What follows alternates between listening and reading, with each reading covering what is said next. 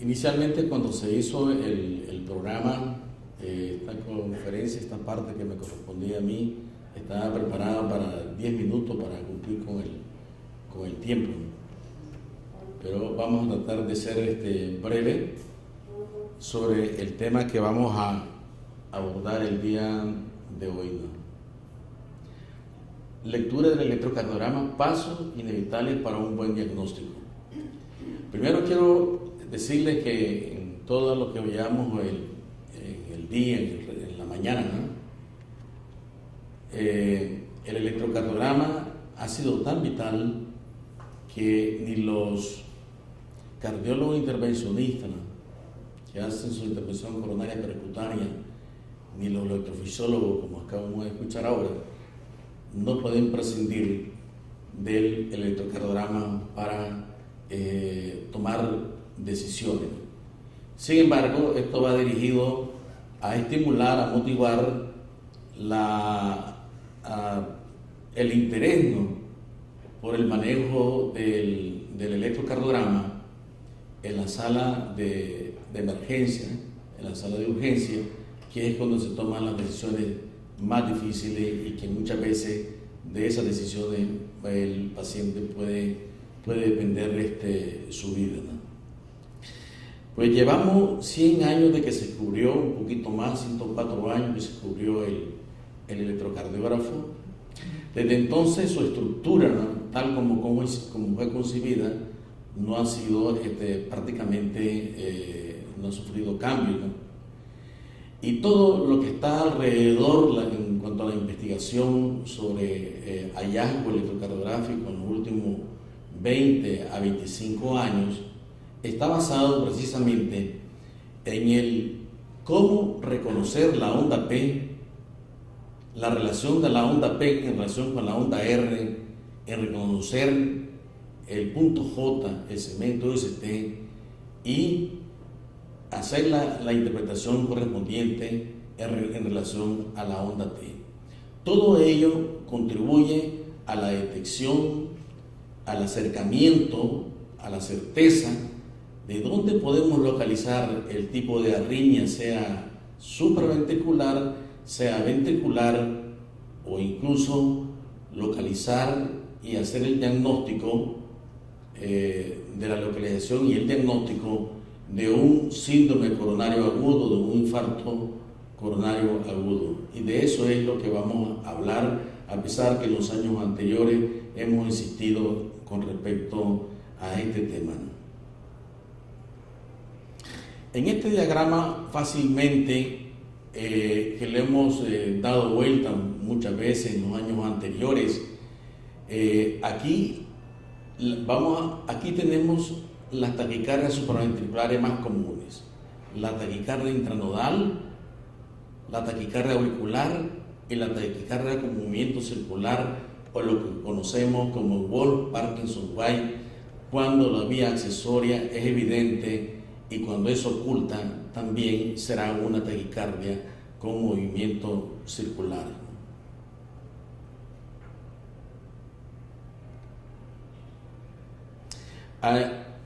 En relación con esto, en la taquicardia intranodal, la onda P siempre va a ir por delante del QRS. Va a cambiar la morfología en las porciones terminales de la onda R, y eso lo vamos a encontrar en la cara inferior o en B1, y casi eso será patognomónico de una taquicardia intranodal. Si la onda pues precede a la onda R, estamos hablando de una taquicardia auricular, y si la onda P aparece después de más de 70 milisegundos, como vemos en la parte inferior del registro electrocardiográfico, entonces estamos hablando de una vía accesoria, sea evidente o sea oculta. Este es un diagrama sobre lo que significa la vía intranodal, ¿no?, que utiliza como sustrato anatómico el triángulo de Koch, que lo conoce perfectamente el doctor Argüello, ¿no?, que está constituido por dos por dos vías formando el circuito, una vía rápida y una vía lenta, y es la que llega en el momento que se inicia la taquicardia. Se observa como en D2 las fuerzas terminales de la onda R se modifican si nosotros lo comparamos con el registro electrocardiográfico normal, y en relación con B1 se ve cómo desfigura las porciones terminales del complejo en B1, dando la imagen de un pseudo bloqueo de rama derecha. Esto es una taquicardia intranodal conduciendo 2-1, es decir, el circuito da vuelta. Esto ya el doctor Brugada ya lo definió como la imagen de un beso dibujado, y cuando hacemos las discusiones en los congresos grandes, el Congreso Europeo o el American College especialmente, esto se ha tomado como un ejemplo de que como en la taquicardia intranodal que debe conducir 1-1, en este caso estamos describiendo una taquicardia intranodal, es decir, la que hablábamos del triángulo de Koch, que es un circuito pequeño, ¿no?, y que altera las fuerzas terminales de la onda R, ¿no? Cesa el bloqueo de la conducción 2-1, y antes de reiniciarse la conducción 1-1 aparece un bloqueo de rama izquierda, que esto es el acontecimiento antes de que ocurra la taquicardia QRS estrecha, y apareciendo los signos clásicos de la taquicardia intranodal. Este es el Wolff-Parkinson-White. Este es la taquicardia que utiliza una vía accesoria, ¿no? Aquí vemos el por qué la onda delta aparece, porque precozmente la vía anterógrada,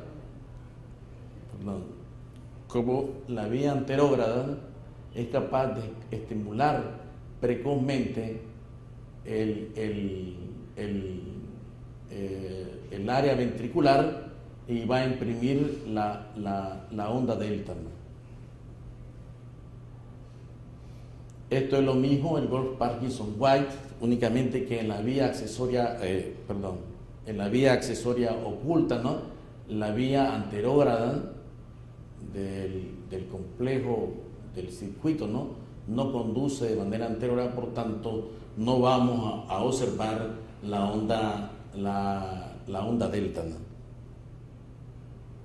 Como pueden ver, siempre va a ser útil en la localización de la onda P para hacer el diagnóstico y su relación con el QRS. Aquí vemos una vía accesoria oculta, ¿no? Este es un electrocardiograma en que no aparece la onda delta. Sin embargo, durante la taquicardia, la onda P, que la tenemos aquí, ¿no?, aparece mucho más allá de las fuerzas terminales de la onda R. Esto ya nos da indicio de que probablemente que estamos frente a una vía accesoria, ¿no? Continuamos, una taquicardia también de movimiento circular sin vía accesoria, y aquí observamos la presencia de la onda P, y aquí está dando vuelta el circuito, ¿no?, a través del nodo AV, y de manera retrógrada activa la aurícula, pero la onda P aparece más tardíamente por su recorrido, ¿no? Esto es una taquicardia auricular. Lo mismo, la onda P aparece al final, la onda P aparece antes del QRS, no aparece inmediatamente después o más tardíamente. Si observamos, la onda P es mucho más grande, ¿no?, mucho más ancha. La duración de la onda P es más duradera, ¿no?, es negativa en D1, ¿no?, y ya con algunas de estas características podemos decir que esta taquicardia auricular se origina en la parte alta izquierda de la aurícula. Por lo consiguiente, el electrofisiólogo se va a orientar mejor hacia dónde dirigir su estrategia de tratamiento de ablación. Esta es otra taquicardia auricular. Como ven, la onda P que precede el QRS es positiva en D1, es negativa en D2 y en D3. ¿Ya? Entonces quiere decir que se está activando el foco de la aurícula, de la taquicardia, ¿no?, en la parte baja de la aurícula, y como también la duración de la onda P dura 40 milisegundos, no dura 100 milisegundos, quiere decir que hay una despolarización simultánea tanto de la aurícula derecha como de la aurícula izquierda. Entonces, es otra manera de cómo estos pasos son inevitables para reconocer frente a qué estamos. ¿Dónde está la clave? Pues en la onda P. Hay dos preguntas que no debemos de hacer. ¿Hay más de una onda P por cada QRS? ¿Cuál es la relación de la P con el QRS? Podemos encontrar que los bloqueos en relación a la presencia de la onda P pueden ser variables con respecto a la onda R. En este caso probablemente estaremos, si nos hacemos estas dos preguntas y nos respondemos que si el bloqueo es variable, probablemente tenemos que plantearnos que estamos frente a una taquicardia auricular o un flúter auricular, aunque el flúter común tiene un rasgo, un patrón de reconocimiento que es difícil de perder el diagnóstico, ¿no? Sin embargo, cuando el flúter, que se llama no común, la onda P puede ser positiva y puede aparentar ser una taquicardia auricular, ¿no? Esto es lo mismo de lo que hemos estado hablando. ¿Dónde está la clave? En la onda P. Si RP es menor de 70 milisegundos, o está insertada dentro del QRS, estamos hablando de una taquicardia intranodal común. Si el RP es mayor de 70 milisegundos, entonces probablemente estamos hablando de una vía accesoria. Si el RP es mayor que el PR, probablemente tenemos que hacer el diagnóstico diferencial entre una taquicardia auricular o una intranodal no común. En cuanto a la taquicardia ventricular, también tenemos patrones de reconocimiento, ¿no? Cómo podemos identificar rápidamente, y esto en la sala de emergencia es necesario de que se haga el diagnóstico lo más rápidamente posible. Hay muchos algoritmos. El que más usamos muchas veces, el que hemos adoptado algunos de nosotros, es en relación con estos clásicos, que es en relación a la ausencia de la onda RS, que es con concordancia de todas las, primero identificar que la taquicardia es regular, que ancha, que tiene imagen de bloqueo de rama derecha, ¿no?, y que todas las ondas tienen una concordancia. Todas las ondas ahora son hacia arriba. La ausencia de una onda RS nos está diciendo que estamos frente a una taquicardia ventricular. Este es otro criterio de taquicardia ventricular cuando el intervalo del RS es mayor de 120 milisegundos. Entonces estamos hablando, ¿no?, de que probablemente estamos frente a una taquicardia ventricular. Ese es otro criterio, ¿no? Y el otro criterio que se ve en el 50%, pero esto hay que buscarlo con un buen electrocardiógrafo que haga tiras largas y sobre todo pensando que tenemos que buscar la onda P. Y es importante saber de que generalmente en las taquicardias ventriculares, si nos ponemos a buscar la onda P la vamos a encontrar en el 50% de los casos. Eso es lo que hace el diagnóstico de una taquicardia ventricular, ¿no? Ahora, los cambios electro durante la isquemia es importante reconocerlo. Aquí observamos cómo el grado 1, la onda T se eleva, el grado 2 se eleva el segmento ST y el grado 3 no solamente se eleva el segmento ST, sino que aparenta que la onda R también se eleva, ¿no? Todos estos productos, estos cambios electrocardiográficos están relacionados con algunas características o propiedades de la célula miocárdica. En la fase 1, en el grado 1, se debe al acortamiento acortamiento del potencial de acción y se incrementa la onda T, que es lo que estábamos viendo. En el grado 2 hay disminución de la amplitud del potencial de acción y aumenta el segmento ST, y en el grado 3 hay un retraso en la despolarización que causa que el QRS se presente más positivo, ¿no? Las decisiones en la sala de emergencia, hay 4 aspectos que debemos de retomar. 1, comprobar el tiempo del inicio del dolor. Eso tiene que ver con el puertabalón que hemos estado hablando esta mañana.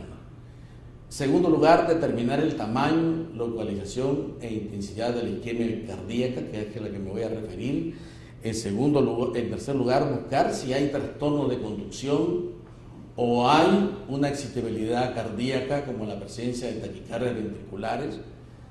Y en cuarto lugar, la decisión de la necesidad del tipo de reperfusión. ¿A quién necesitamos reperfundir sobre la base del reconocimiento del electrocardiograma? Pues bien, hay una puntuación que podemos utilizar que es hora de la desviación del segmento ST, ¿no? Esto es más certero cuando utilizamos el vector de la desviación del segmento ST, pero no nos vamos a meter a ese tipo de abordaje con solamente determinar la desviación del segmento ST. Por ejemplo, en este caso, un infarto inferior. En este caso, si nosotros sumamos la cantidad de cuadritos que está elevado al ST o está descendido, cuando esto es mayor de 12 milímetros, entonces podemos asegurar que el daño del tejido miocárdico es grande y es importante reperfundirlo para poderlo salvar. Un score más bajo de 12, probablemente estamos hablando de una cosa pequeña y probablemente no va a tener mayor repercusión, pero basta que contemos esos cuadritos, que no es nada difícil, y hay más de 12 milímetros de mercurio, ¿no? Entonces, la cantidad de tejido miocárdico en riesgo es demasiado grande y hay que tomar una decisión de reperfusión. En caso que no tengamos a mano, por ejemplo, un laboratorio para hacer una intervención coronaria percutánea, la fibrinolisis se puede hacer perfectamente, ¿no? En estos casos anteriores, aquí sumando esto, había 24, un puntaje de 24, y en este había un puntaje de 47. En el IAN, en el infarto agudo inferoposterior, esta es otra cosa, que hay algunas características que el electrocardiograma nos puede llevar de la mano, dónde está la arteria responsable del infarto. Aquí, por ejemplo, observamos que en D2, la elevación D2 es mucho más alto que en D3. Hay un descenso del ST en las precordiales derechas, ¿no? Y en B4R, que siempre hay que hacerlo cuando hay un infarto inferior, siempre hay que hacer precordiales derechas, ¿no? Observamos que la onda T es negativa. Por lo consiguiente, esta característica nos está diciendo que la arteria responsable está localizada en la circunfléjana. Por otro lado, se ha visto, se ha observado, no sé si se observan ustedes aquí que hay una pequeña muesca en la cara inferior en D2, en D3 y en ABF. Y en ABF, que lo estamos señalando aquí, eso es típico del infarto inferior, pero que la arteria responsable es la circunfléjana. En la coronaria derecha proximal, aquí observamos que para hablar de más características, hay una línea isoeléctrica, la onda T es positiva, la amplitud o la elevación del ST es idéntico al D2, al D3, con descenso en ABL, pero en B4R, cuando se toma el electrocardiograma del lado derecho, ¿no?, está elevado, no está invertido. Esto nos está diciendo que la zona en riesgo o la zona obstruida, la zona que está trombosada, se trata de la coronaria derecha proximal. Y así podemos ir sacando varios ejemplos para poder determinar de una manera práctica en la sala de urgencia la localización y la extensión del infarto agudo de miocardio. Este es creo que es el último electrocardiograma, que se ve descenso del segmento ST en ABF, está elevado, está descendido de 1 en D2, en D3 también está descendido, en ABF está elevado, ABL está negativo. En todas las derivaciones hay cambios en la repolarización en el segmento STT con un tremendo bloqueo de rama derecha. Entonces, ¿frente a qué estamos? Si nosotros le echamos el puntaje al que hacíamos referencia, pues tendrá por lo menos 100. Entonces la zona en riesgo, ¿no?, probablemente será muy extenso y tenemos que hacer algo. Pero ¿qué es lo que pasa? Que esto es la típica presentación de un electrocardiograma, que es el tronco común izquierdo, que está trombosado. Por lo consiguiente, a la par de esto, el estado o la condición clínica del paciente va a ser de una gran severidad. Ya hace muchos años se intentó establecer el riesgo de muerte intrahospitalaria solo tomando algunas constantes vitales, como la frecuencia cardíaca, la edad y la presión sistólica. Entonces observamos, hacemos este cálculo que también lo podemos adoptar en la práctica diaria y en la sala de emergencia. Podemos ver que ya podemos hacernos una idea que entre mayor sea el índice de riesgo, ¿no?, mayor va a ser la mortalidad, ¿no? Y ya podemos ir hablando pues con los familiares sobre la situación que un paciente determinado puede tener desde el punto de vista pronóstico, ¿no? Bueno, esto de buscar la P, la relación con la P, a veces no la encontramos, ¿no? Entonces, este señor que está aquí nunca habló de inteligencia, sino de imaginación. Tenemos que estarnos imaginando siempre que la onda P o algunas características como las muescas que vemos por ahí, que son algunas típicas, como la repolarización precoz que hablaba el doctor Marcos Argüello, pues tenemos que tener un poquito de inventiva, un poquito de imaginación. Pero también tenemos que escuchar a los expertos, y nosotros el próximo año, igual que el año pasado, junto con el Hospital Metropolitano William Pela, en su capacidad de siempre de la innovación, pensamos hacer nuestro segundo simposio de arritmia con invitados especiales, en la cual pues, el doctor Enrique Sánchez nos acompañó en aquel momento. Muchas gracias y espero que sigamos trabajando con los emergenciólogos, con los especialistas de cuidados intensivos, ¿no?, ¿verdad?, para que esto también nos ayude a conformar mejor lo que es el programa del dolor torácico en una sala de emergencia. Muchas gracias.